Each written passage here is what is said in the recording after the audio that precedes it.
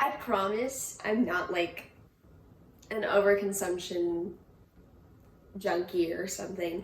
I just have had a crazy year and a very busy one, and a lot of those activities have happened to include maybe picking up a souvenir here or there.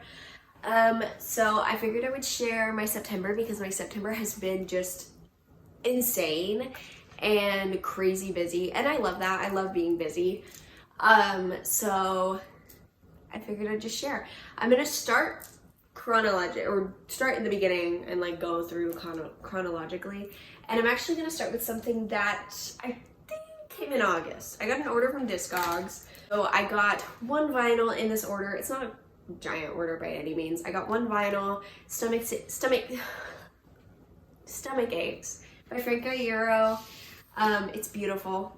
It's beautiful. It's beautifully done. And it's just one of those albums that you feel like if you don't buy it when you see it, especially when you see it at such a good deal, it's like something that you feel like you're never gonna see it again. So I just got a black pressing. I didn't get like one of the cool variants that's on like Franco Euro's personal website, because I know there were like some cool like pink pressings and stuff.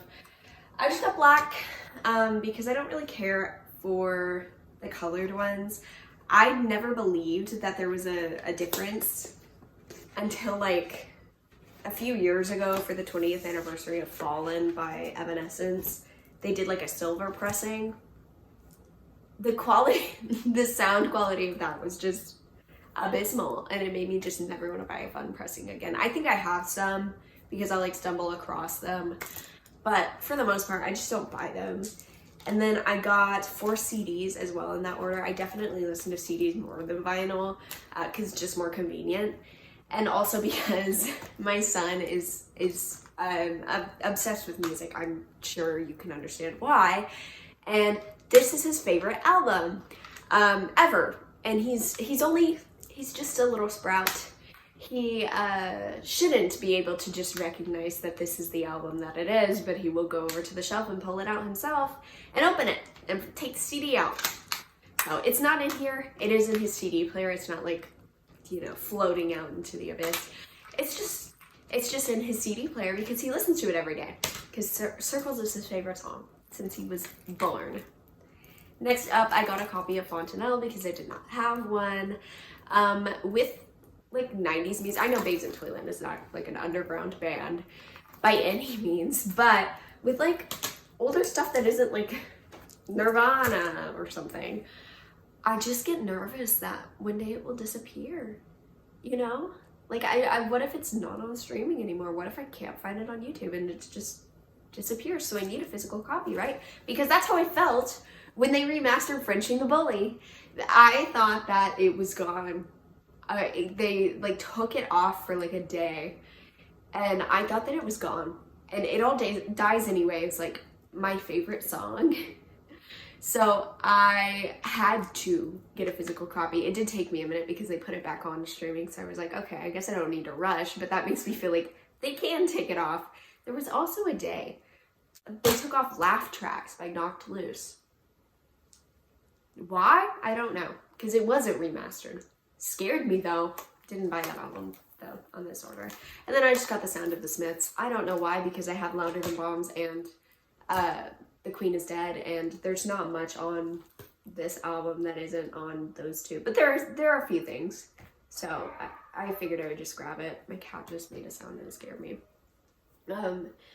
Also, I ordered this prior to the month of September, but I did get it in the month of September. I pre-ordered Hot Mulligan's The Sound a Body Makes When It's Still back in like July or something, and the album didn't come out till late August, but mine came in September. I got the Viewmaster as well with the slides. They were backwards, but with the slides.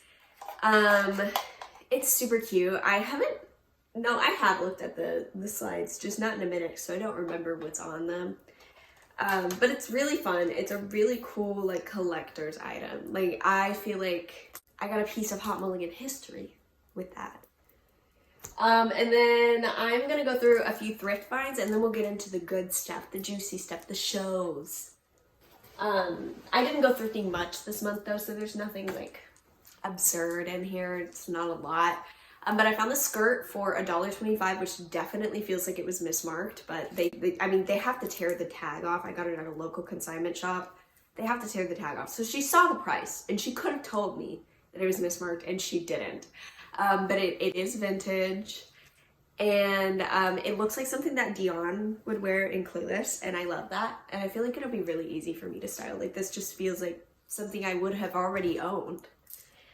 Same trip, I got this tank top that I've worn a ton actually, because despite it being a very basic piece and me not looking very basic, in my everyday life I pretty much only wear like sweatpants, maybe the occasional jean. I've also worn this once. This was like last weekend. I just bought this. But I found this Zara skirt. It's like older Zara because the tag looks super different. But it's really fun. I really like that color. It almost feels like it's like 2017 vibe, like when everyone was obsessed with Clueless, back to Clueless again. I watched it recently. But like that era, but I'm kind of okay with that, you know? Like, I kind of like that vibe. It's kind of nostalgic for me.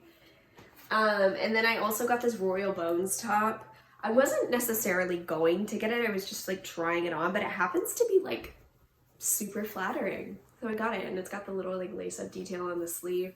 I know it's kind of boring, but it was super flattering and I like it.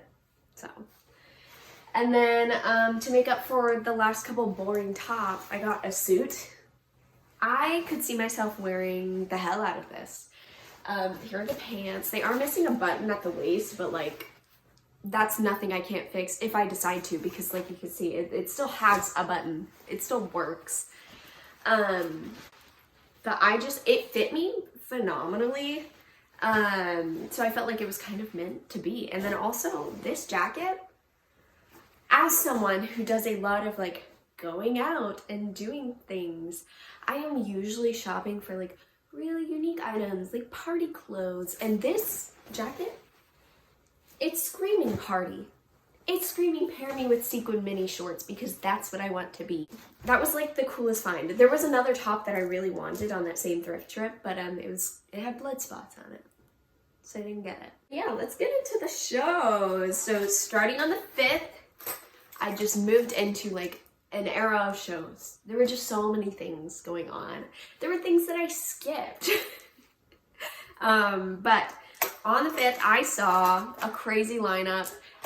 It was, oh, the Viewmaster fell. It was Lolo, 303, Bowling for Soup, and Simple Plan. I actually missed Lolo because I was late, but everyone else was phenomenal, and I did get to see Lolo perform Jet Lag with Simple Plan, so I still saw her.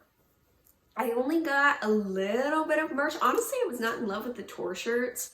I didn't see everything though. The venue I went to had like a main merch table and then like a secondary merch table, and I went to the secondary one because the line was so much shorter.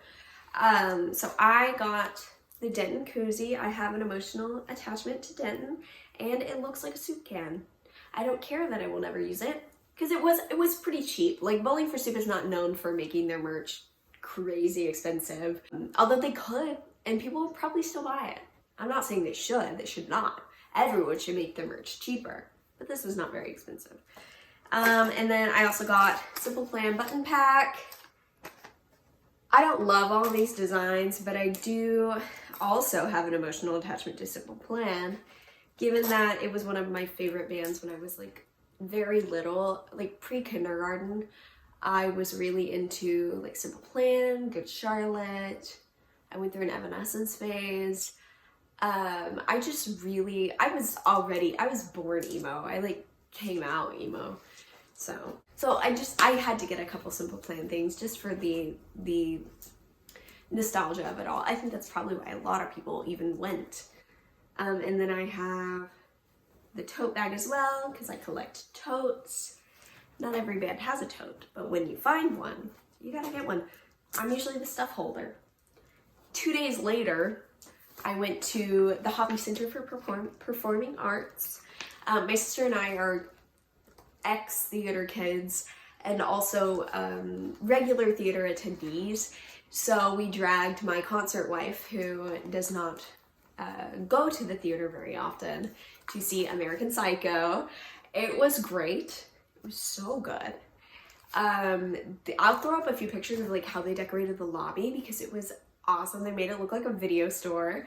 And then the program is like a magazine. Well, I turned it to the least magazine-y page in it, but it's very well done. Whoever did this deserves all the raises.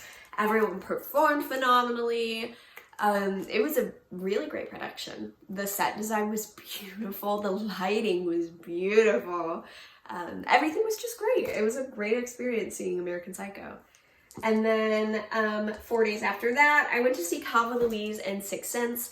This was like supposed to be a like my social battery is dead. Let me just go alone, talk to anyone, and like chill type of show because it's at a venue that I always have good experiences at. It was upstairs, which means like it's a small room, which means they're not anticipating a whole lot of people.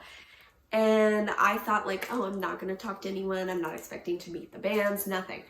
But then I did go to the Sixth Sense table after the band played, which means they were there. And they were all watching me stare at the merch because I didn't know what I was going to get. And it just felt so awkward. And like I didn't know what to say because I didn't feel like talking to anyone. I'm just standing there and they're all watching me. And their lead singer is just sitting there like, do you want this? What are you feeling? What are you interested in? Like, I don't know. Let me just get a tour shirt. I just need to get a tour shirt. So I did. I just got the owl. It's been really easy to style. I've worn it a ton. I'm not sure if I have any pictures, but if I do, I'll throw it up. And then from Calvin Louise, I actually didn't meet, well, I guess I kind of met the lead singer from Calvin Louise because I gave her bracelets in the middle of the show. But I didn't like meet them. But I did buy the button set from them. They had a lot of merch that I wanted actually. But I got the button set. I got the tank top. The tank tops are selling like crazy according to the merch guy. So it feels really cool and special that I got to get one before they all sold out. And then I did get a tote bag because I always do. Next up, so for a while in the month, like I had like a good week with nothing really going on aside from like going out with friends or like meeting up for brunch or whatever. So I don't have anything to show for like the very middle week of September, but then I did end up going to see a Day to Remember with Yellow Card, State Champs, and Boundaries, another stacked lineup. And I got the State Champs Harley tee. It feels like a nod to my heritage as white trash to be owning a fake Harley tee. I traded bracelets with someone at the show. It's always super special because although I make bracelets for every show I go to, not everyone else does. So sometimes, you know, and I'm okay with this, you know, leaving a show without getting any other bracelets. I'm still okay with it because I still get to hand them out and it's really fun and special and people are always super nice to you when you do it and sometimes you make friends doing that. But I love when I get a new one and I don't always get one. So I got a little homesick bracelet from A Day to Remember. I'm gonna put it on. The girl that gave it to me was super sweet. I also got the Yellow Card tote. Yellow Card played some of their new stuff that they have coming out either later on this month or it just came out. And it's got me intrigued. Like I might listen to Yellow Card again for the first time since I worked retail and had to listen to Ocean Avenue every single day. But I'm interested. I'm interested.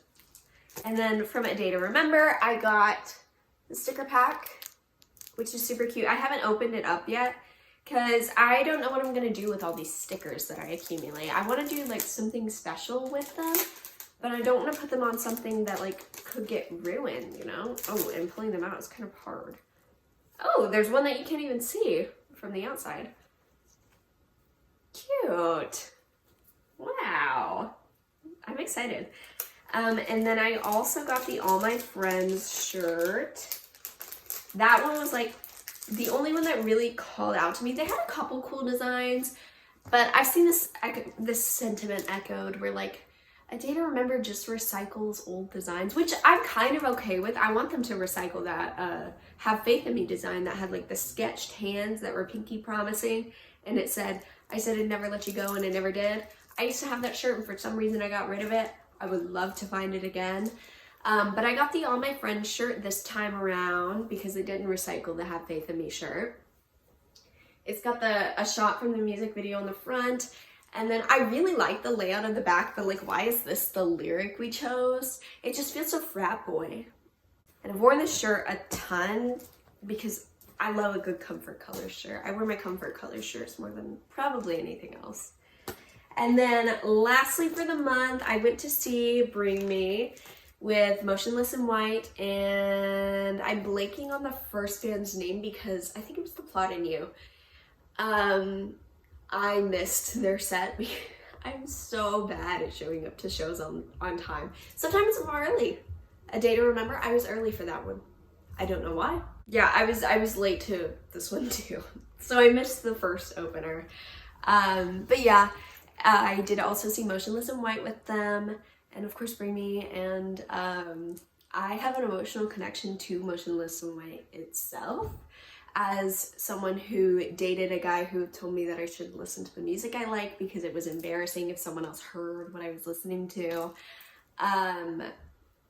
When we broke up, I listened to, I don't know why, the first album I listened to, what is it called? Graveyard Shift? The album that came out in like 2017. That was the first album that I like listened to, and I was like, oh, you know what? I can listen to what I want right now. So I have like an attachment to Motionless, but like not an attachment to their merch. You know what I mean? It's just never really my style. I'm not saying it's not well done, because it is. All that being said, I didn't get any Motionless merch. All that to say, I didn't get any Motionless merch. I did get Bring Me merch though. So I got the sticker pack because I thought it was so cute that it came in the evidence bag, because I saw that the VIP packages came in the evidence bags. Did not know there was a sticker pack that also came in it. I don't even know if I can ever take it out of here. Maybe I can take this evidence sticker off of the Ziploc. I think I could, but I don't want to. But yeah, I just think it's so cool. It's got like date of recovery 2025, victim everyone. But yeah, I got that. It's got like, I guess I can pull the stickers out. I don't know why I didn't do that. I did it for A Day to Remember. It's got like the video game versions of all the guys in it. And that's like the theming of the tour. Like it's very video game centered, all the fonts, everything. Well, I just dropped one. Everything is like video game meets old church. It's really cool. It's really, really, really cool. It's especially like, it feels like very PS2 inspired. It's really cool. How many times can I say that? But then I also got the Dig It shirt. I asked for a large because I liked the big graphic and I wanted it like big. And they were out of larges, so I got an extra large. And I didn't know that it was already made to be oversized, so instead I got something, it literally reaches my knees. When I just wear it, it looks so bad. But whatever. So yeah. Oh wait, you know, I'm missing something. I also got my first photo card. Tell me how I've been to so many freaking shows and this is the first time anyone has ever given me a photo card. But I got a little Ollie photo card. It's really cute. But yeah, other than that, I think that's the month of September. I know that the last 2 videos that I've uploaded have been nothing but like things, but I would like to do more than that here. I just haven't really decided on what. I can definitely go through more things that I already have. And then I also do a lot of like crafting and making things, so I'd like to go through that too. But yeah, that's it. That's all I have planned to say. So, see you later. Bye.